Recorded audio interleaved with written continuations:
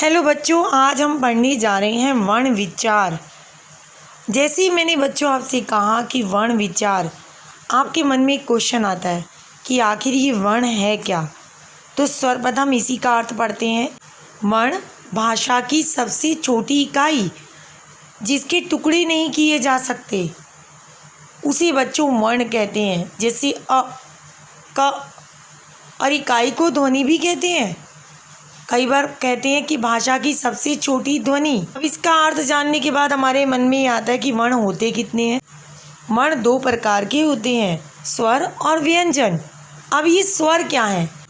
वह ध्वनियाँ जो बिना किसी अन्य ध्वनि की सहायता से बोली जा सकती हैं, स्वर कहलाती हैं।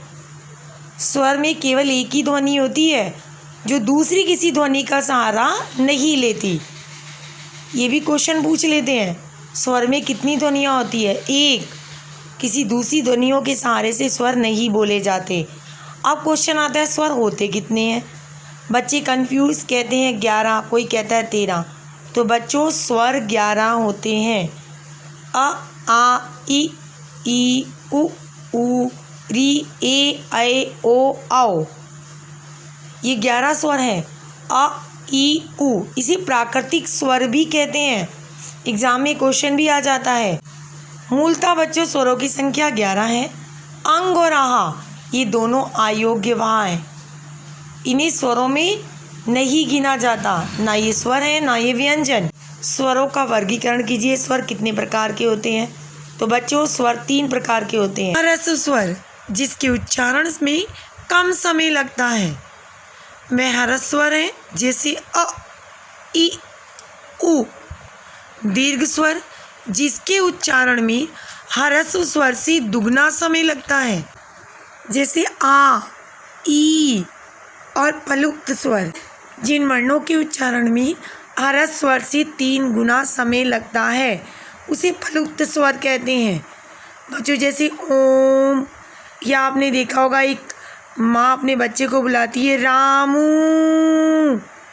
नाम छोटा सा है, खींच के इतना बड़ा कर देती है, तो जो बड़ा करती है इसी को प्लुप्त स्वर कहते हैं।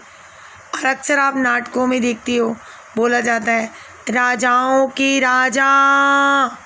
तो ये जो राजा लंबा खींच रहे हैं इसी को प्लुप्त स्वर कहते हैं। अब ये व्यंजन क्या है? जिन वर्णों के उच्चारण में स्वरों की सहायता लेनी पड़ती है वे व्यंजन कहलाते हैं।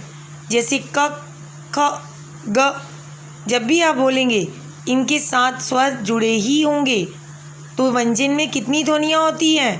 क्वेश्चन ये पूछ लेते हैं। तो व्यंजन में 2 ध्वनियाँ होती हैं। आपको दिखाई दे रहा है व्यंजन य, र, ल, ये पूरे। अब इसी से क्वेश्चन बन जाता है कि व्यंजनों की संख्या कितनी है। तो बच्चों व्यंजन 33 होते हैं। तो व्यंजनों के भी 3 भेद हैं, स्पर्श व्यंजन, अंतस्य व्यंजन, ऊष्म व्यंजन। ऊष्म व्यंजन का दूसरा नाम है संघर्षी व्यंजन। और लास्ट में आता है संयुक्त व्यंजन।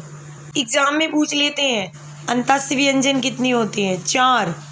ऊष्म व्यंजन कितने होते हैं? 4। संयुक्त व्यंजन कितने होते हैं? आपको एग्जाम में आ जाएगा इनमें से कौन सा अंतस्य व्यंजन नहीं है, कौन सा ऊष्म व्यंजन नहीं है, कौन सा संयुक्त व्यंजन। उसमें आपके पास 2 अंतस्य व्यंजन होंगे, 1 संयुक्त होगा, या 3 ऊष्म व्यंजन होंगे, 1 अंतस्य होगा।